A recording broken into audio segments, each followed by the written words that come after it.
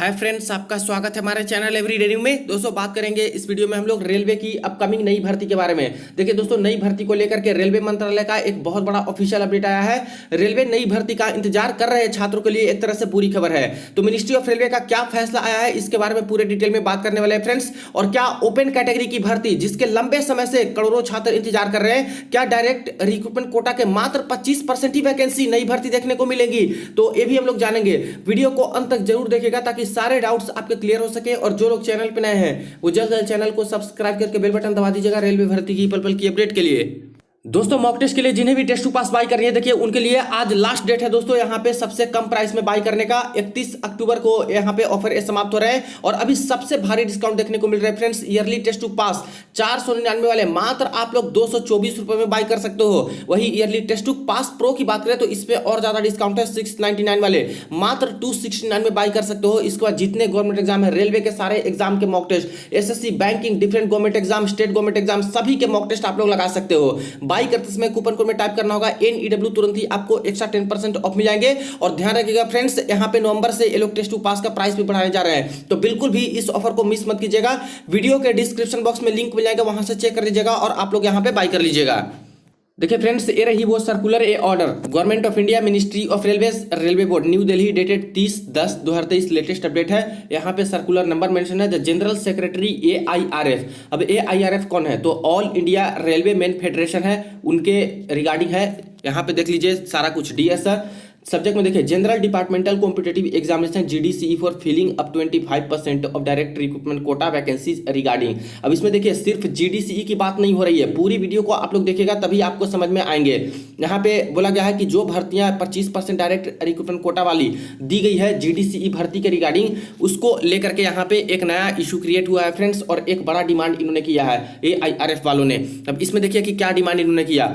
The undersigned is directed to draw your attention to your letter number AIRF, जो AIRF का letter number था 17/7/2023 के date में, on the cited subject wherein federation has requested to incorporate provisions for employees of workshop production unit for appearing in GDCE examination, timely publication of the GDCE notification and filling of 50% direct recruitment quota vacancy through GDCE। यानी कि जो all India railway man federation है उनके तरफ से एक यहाँ पे दोस्तों रिक्वेस्ट किया गया था मिनिस्ट्री ऑफ रेलवे के समक्ष कि यहाँ पे GDCE की भर्ती निकाली जाए, जल्द से जल्द एग्जाम कराया जाए। यहाँ पे GDCE की नोटिफिकेशन हर साल दी जा सके, यानी कि टाइमली पब्लिकेशन ऑफ नोटिफिकेशन हर साल, हर 2 साल पे, और टाइम बाउंड मैनर में एग्जाम कंडक्ट किया जाए। और एक चीज और डिमांड किया था कि 50% डायरेक्ट रिक्रूटमेंट कोटा वाली वैकेंसी है उसको GDCE के थ्रू भरे, जो कि दोस्तों एक बहुत बड़ा डिमांड एक तरह से था। और मैं यह कह सकता हूं दोस्तों कि पूरी तरह से यहाँ पे एनालिसिस करके ये चीजें डिमांड नहीं रखी गई थी। आगे हम लोग इसके बारे में देखेंगे।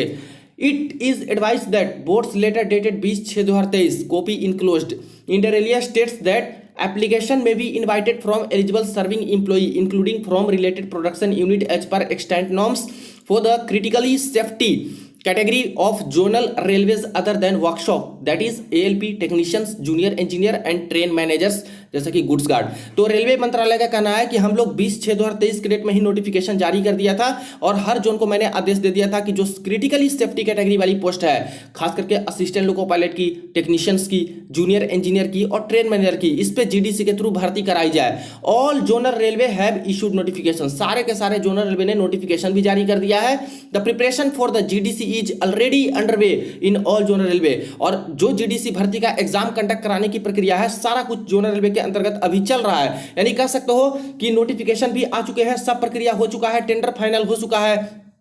तो एक तरह से बस एग्जाम लेना ही बस बाकी रह गया है। अब आगे देखिए, it is further advice that powers to enhance the GDCE vacancy up to 50% of the direct recruitment quota vacancy in order to expedite filling up of vacancy in essential category is already vested in with general managers. I hope you shall appreciate the position. और ये चीज भी इन्होंने बोला है कि जैसा कि आपका डिमांड है कि जो GDCE की भर्ती होने वाली है 25% कोटा से बढ़ा करके 50% वैकेंसी डायरेक्ट रिक्रूटमेंट वाली GDCE का कर दीजिए।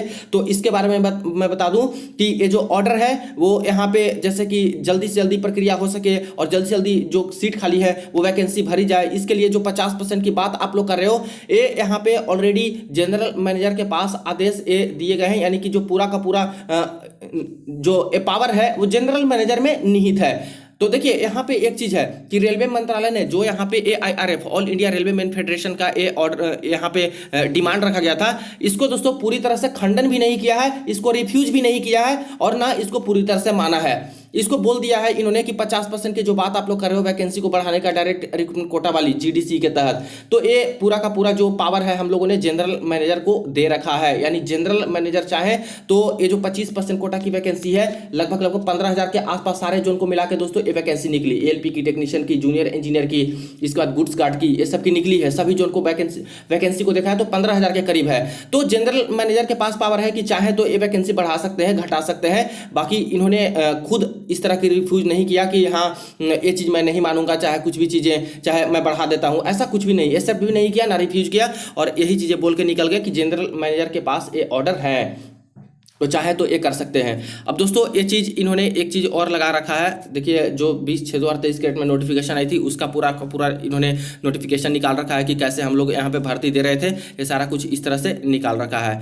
तो यहाँ पे बड़ा सवाल ये आता है फ्रेंड्स कि क्या ये जरूरत है कि 25% कोटा के तहत जो GDCE की भर्ती होती है क्या इसको 50% बढ़ाया जाए और इससे कितना ज़्यादा नुकसान हो सकता है ये चीज़ करने से, यहाँ पे थोड़ी देर में आप लोग समझिएगा। देखिए फ्रेंड्स, ये मैं नहीं कहता कि all India railway main federation है जिनका डिमांड यहाँ पे गलत है। कोई भी अगर यूनियन होती है तो अपने कर्मचारी के लिए यानी कि अपने समुदाय के लिए कोई अच्छा ही करने की कोशिश करते हैं, लेकिन किस कीमत पे? क्या AIRF ने पूरी तरह से एनालिसिस की कि अगर यहाँ पे GDC भर्ती वाले कोटे को हम लोग 50% मांग रहे हैं तो रेलवे के एम्प्लॉय जो हैं उनके तरफ से हमें तो बहुत वाहवाही मिलेगी, बहुत इज्जत मिलेगा कि हाँ हमारे लिए बहुत अच्छा काम कर रहे हैं। लेकिन अदर हैंड यहाँ पे जो करोड़ों छात्र रेलवे की भर्ती का इंतजार करते हैं, 5 साल से कोई नई भर्ती नहीं आई है, तो टोटल डायरेक्ट रिक्रूटमेंट कोटा की वैकेंसी तो 100% ही है। इसी में से तो सभी को फुलफिल करना है, departmental exam, GDCE, LDCE, special कोटे के, कॉम्पैशनेट ग्रुप के, और जो बच गई वैकेंसी उसको डायरेक्ट रिक्रूटमेंट कोटा के तहत निकालनी है। तो अगर आप लोग GDCE की भर्ती ही 50% का डिमांड कर रहे हो कि इतना दे दो हमें, तो बाकी जो नॉर्मल छात्र इंतजार कर रहे हैं आखिर उनके लिए बचेगा क्या? उनके पेट पे तो लात मारने जैसा हो गया है कि इतने साल से इंतजार भी कर रहे हैं और प्लस उनके लिए कोई भर्ती भी नहीं आएगी। अब यहाँ पे थोड़ा स्ट्रक्चर समझिएगा वैकेंसी का। देखिए 100% जो टोटल वैकेंसी होती है रेलवे के अंतर्गत, इसका दोस्तों 25% जो पोस्ट है वो GDC के थ्रू भरा जाता है। ये पिछले कई सालों से चलते आ रहा है फ्रेंड्स, यही रूल है, 25% GDC के तहत भरा जाता है। 15% से लेकर 25% तक दोस्तों जो पोस्ट होता है वो LDCE के माध्यम से भरा जाता है। अब देखिए कुछ कुछ पोस्ट होते हैं जहां पे 15% की जरूरत होती है, कुछ कुछ सेफ्टी कैटेगरी के पोस्ट होते हैं जहां पर 25% वैकेंसी LDC के माध्यम से दिए जाते हैं। तो यानी ये दो वैकेंसी की बात करें डिपार्टमेंटल वाली, यहीं पे आपके 50% पोस्ट है जो कि फुलफिल हो जाते हैं, ये नॉर्मल छात्र के लिए आएंगे नहीं। इसके अलावा देखिए कॉम्पैशनेट ग्रुप पे दोस्तों कुछ कुछ पोस्ट भरे जाते हैं, जैसे कि किन्हीं का मेडिकल ग्राउंड के कारण जॉब पे खतरा है, यानी कि जॉब से निकाल दिया गया, यानी या फिर कोई एम्प्लॉय की डेथ हो गई तो उनके बच्चों को जॉब दिया जाता है तो कॉम्पैशनेट ग्रुप पे दिया जाता है। तो ये भी पोस्ट तो इसी में से लिए जाएंगे ना, जो 100% खाली वैकेंसी है डायरेक्ट रिक्रूटमेंट वाला, तो इससे ही एक कुछ वैकेंसी ले जाते हैं। स्पेशल प्रमोशनल कोटे के तहत दोस्तों कुछ वैकेंसी 1-2% है जो कि और भी भरी जाती है। तो समझिए कि कितना सारा परसेंटेज पे तो यहाँ पे डायरेक्ट रेलवे एम्प्लॉय को ही फायदा मिलता है, जो कि एक पोस्ट से दूसरे पोस्ट पे जा सकते हैं। तो नॉर्मल छात्र के लिए बचता ही कितना है, 50% से भी कम एक तरह से कह सकते हो। इसके अलावा भी देखा जाए दोस्तों तो दो और कैटेगरी की पोस्ट होती है। एक तो स्पोर्ट्स कोटा की वैकेंसी होती है, इसमें भी नॉर्मल छात्र भर नहीं सकते, जो स्पोर्ट्स ग्राउंड से है वही भर सकते हैं। एक तो कल्चरल कोटा की वैकेंसी होती है, इसमें भी नॉर्मल छात्र भर नहीं सकते, जिनके पास कुछ ना कुछ डिग्री या फिर कुछ होता है दोस्तों कल्चरल का, वही भर सकते हैं। और तीसरा आता है दोस्तों स्काउट्स एंड गाइड कोटा का, इसमें भी वही नॉर्मल छात्र भर नहीं सकते, स्काउट एंड गाइड रहते हैं वही सिर्फ भर सकते हैं। हालांकि इनकी पोस्ट बहुत कम आती है रेलवे, तब भी तो नॉर्मल छात्र के लिए आवेदन एक भी पोस्ट के लिए नहीं कर सकते। नॉर्मल छात्र सिर्फ और सिर्फ वही डायरेक्ट रिक्रूटमेंट कोटा वाली वैकेंसी आती है उसी पे एलिजिबल होते हैं। तो देखिए फ्रेंड्स, यहाँ पे 50% की जो डिमांड की गई है वो बिल्कुल ही एक तरह से कह सकते हो कि सही नहीं है। एक तरह के जो इंप्लॉय हैं उनके लिए आप अच्छा करने की कोशिश कर रहे हो, लेकिन दूसरी तरफ आप लोग बिल्कुल भी ध्यान नहीं दे रहे हो कि आखिर जो नॉर्मल छात्र इंतजार कर रहे हैं डायरेक्ट रिक्रूटमेंट कोटा वाली वैकेंसी का, उनका क्या होगा। अगर 50% GDCE का कर दिया जाए और 25% LDCE का कर दिया जाए तो इन दोनों को मिलाकर कहीं तो 75% पोस्ट है जो कि रेलवे में भर जाएगी। तो मात्र 25% क्या वैकेंसी आप लोग दोगे डायरेक्ट रिक्रूटमेंट कोटा वाली, तो कितनी वैकेंसी आएगी। जब 50 से 60% वैकेंसी देते हो तो 1.5 लाख के आसपास ही आपके सांस फूलने लगते हैं। इतने पोस्ट खाली रहते हैं तब भी 1.5 लाख तक ही दे पाते हो। तो जब 25% वैकेंसी देखो नॉर्मल छात्र के लिए, तो कितनी पोस्ट आएगी, एलपी की कितनी आएगी, टेक्नीशियन की कितनी आएगी, आरपीएफ की कितनी आएगी, जूनियर इंजीनियर की कितनी आएगी, सीनियर सेक्शन इंजीनियर की कितनी आएगी, ग्रुप डी की कितनी आएगी, एनटीपीसी की कितनी आएगी, बहुत कम कम पोस्ट पे वैकेंसी आएंगी। तो फ्रेंड्स ये चीजें हैं जो कि यहाँ पे डिमांड रखी गई थी एआईआरएफ की तरफ से, और रेलवे ने इसको माना तो नहीं है और इसका खंडन भी एक तरह से नहीं किया कि मैं इसको नहीं मानूंगा, और इसको एक्सेप्ट भी नहीं किया, बस ये बोल दिया कि जनरल मैनेजर के पास ये निहित है, ये ऑर्डर जो पावर है, जो जनरल मैनेजर चाहे तो ऐसा पावर अपने पावर का इस्तेमाल करके इसको बढ़ा भी सकते हैं, घटा भी सकते हैं, बस ऐसा कर दिया। लेकिन दोस्तों इसकी कोई जरूरत नहीं थी, क्योंकि जीडीसी की जब भी भर्तियां होती है पिछले कई सालों में देखा आप लोगों ने, यहाँ पे कई सारे इंप्लॉई इनको नहीं मिलते हैं, या फिर इंप्लॉई मिलते भी हैं तो कट ऑफ बहुत कम जाती है। तो फ्रेश इनटेक की जरूरत रेलवे में बहुत है, जो नए नए टैलेंट उभर के आते हैं। आखिर रेलवे में नए टैलेंट को लोगे नहीं, वही कर्मचारी यहाँ पे भर रहे हैं, वही कर्मचारी आगे के पोस्ट पे अच्छे अच्छे पोस्ट पे जा रहे हैं, तो नए कर्मचारी की भी बहुत जरूरी है रेलवे को, अगर सही तरीके से सही ढंग से चलाना हो तो।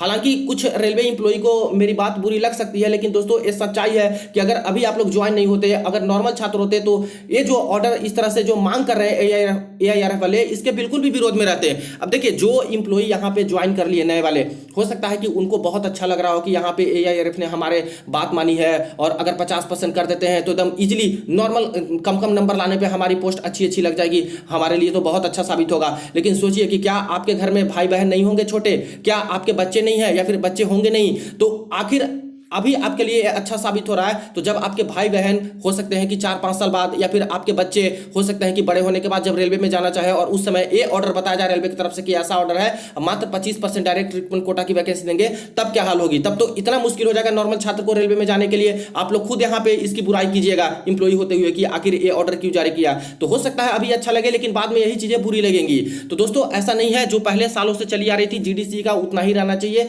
इतना बढ़ना नहीं चाहिए। बाकी रेलवे ने तो इसको माना नहीं है, नहीं इसका दोस्तों खंडन भी किया है, तो हो सकता है कि आगे मान भी सकते हैं, नहीं भी मान सकते हैं, क्योंकि जनरल मैनेजर का इस तरह से हवाला देते हुए बोल दिया है कि इनके हाथ में पावर है इस सब चीजें करने का, बढ़ाने का, घटाने का।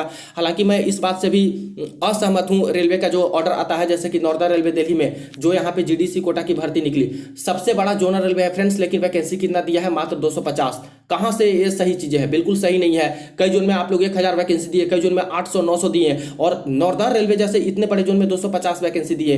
तो वैकेंसी थोड़ी बहुत बढ़ा सकते हैं, लेकिन इसका मतलब ये नहीं कि सभी जोन में 50% डायरेक्ट रिक्रूटमेंट कोटा की वैकेंसी कर दो, जिससे कि एक तरह के जो इंप्लॉई हैं उनके लिए बहुत बेनिफिट हो जाए, और दूसरी तरफ यहाँ पे जो नॉर्मल छात्र इंतजार कर रहे हैं, वेट कर रहे हैं नई वैकेंसी का, वो दुखी हो जाए और उनके लिए कुछ भी ना बचे नई भर्ती में। नई भर्ती के नाम पे बस कुछ ही वैकेंसी यहाँ पे आए, तो यहाँ पे पूरे के पूरे डिमोरलाइज हो जाएंगे जो नए टैलेंट या फिर जो नए कैंडिडेट है, प्रिपरेशन कर रहे हैं यहाँ पे रेलवे में जाने के लिए। तो फ्रेंड्स मुझे लगता है कि अभी इसकी कोई जरूरत नहीं थी, जो 50% डायरेक्ट रिक्रूटमेंट कोटा की वैकेंसी का मांग कर रहे हैं जीडीसी नोटिफिकेशन के तहत। तो और एआईआरएफ जो all India railway man federation है, मैं इनसे भी रिक्वेस्ट करना चाहूंगा कि अगर इस तरह की बड़ी डिसीजन आप लोग लेते हो तो जरूर इसका गहन अध्ययन करें कि आखिर इससे बेनिफिट किसको होगा और इससे नुकसान किनको हो रहा है। क्योंकि डायरेक्ट रिक्रूटमेंट कोटा की वैकेंसी का इंतजार करें, ओपन कैटेगरी का जो वैकेंसी का इंतजार करें छात्र, उनके लिए बहुत ज्यादा नुकसानदेहक है अगर इस तरह से जीडीसी के माध्यम से इतना इतना वैकेंसी दे दिया जाए। तो ये सब चीजें ध्यान में रखनी होगी। और मिनिस्ट्री ऑफ रेलवे को भी मैं यहाँ पे यही रिक्वेस्ट करना चाहूंगा कि इस तरह की जो भी डिसीजन या फिर जो यहाँ पे आदेश मांगे जाते हैं या फिर जो इस तरह से रिक्वेस्ट किए जाते हैं, इसको बहुत अच्छे तरीके से ध्यान में रख कर ही सोचा जाए कि आखिर किसको फायदा हो रहा है, किसको नुकसान हो रहा है और इससे क्या क्या यहाँ पे दिक्कतें हो सकती है। तो ये सारी चीजें हैं फ्रेंड्स। बाकी आप लोग का भी मैं व्यू जानना चाहूंगा, कमेंट सेक्शन में आप लोग बताइए। जो इंप्लॉई है वो भी बता सकते हैं और जो यहाँ पे अभी रिक्रूट होने वाले हैं या फिर जो तैयारी करें वो भी बताइए कि क्या इस तरह से जो डिमांड किया जा रहा है क्या सही है, क्या 50% डायरेक्ट रिक्रूटमेंट कोटा वाली वैकेंसी को जीडीसी के माध्यम से देना चाहिए। दोस्तों मुझे तो नहीं लगता कि कोई भी कैंडिडेट इसके लिए राजी होंगे, लेकिन फिर भी आपका मैं राय जानना चाहता हूं। हालांकि देखा जाए तो पहले 60% यहां पे दोस्तों कोटा की वैकेंसी है जो कि डायरेक्ट रिक्रूटमेंट के तहत आती थी, यानी ओपन कैटेगरी में आती थी। फिर धीरे धीरे कुछ कॉम्पैशनेट ग्रुप, कुछ इस स्पेशल ग्रुप में प्रमोशन कोटे के तहत यहां पे वैकेंसी देने लगे, तो कभी 50% आती है, कभी यहां पे 60% के आसपास आती है। तो देख रहे हो कि 50 से 60% तो डायरेक्ट रिक्रूटमेंट वाला ओपन कैटेगरी का चल रहा है, और ऐसे कर दे तो कितना घट जाएगा और कितने कम वैकेंसी यहाँ पे आएंगी। तो आप लोग बताइएगा कमेंट सेक्शन में। वीडियो को जहां दोस्तों के साथ जरूर आप लोग शेयर कर दीजिएगा। चलिए मिलते हैं नेक्स्ट वीडियो में, नेक्स्ट अपडेट में।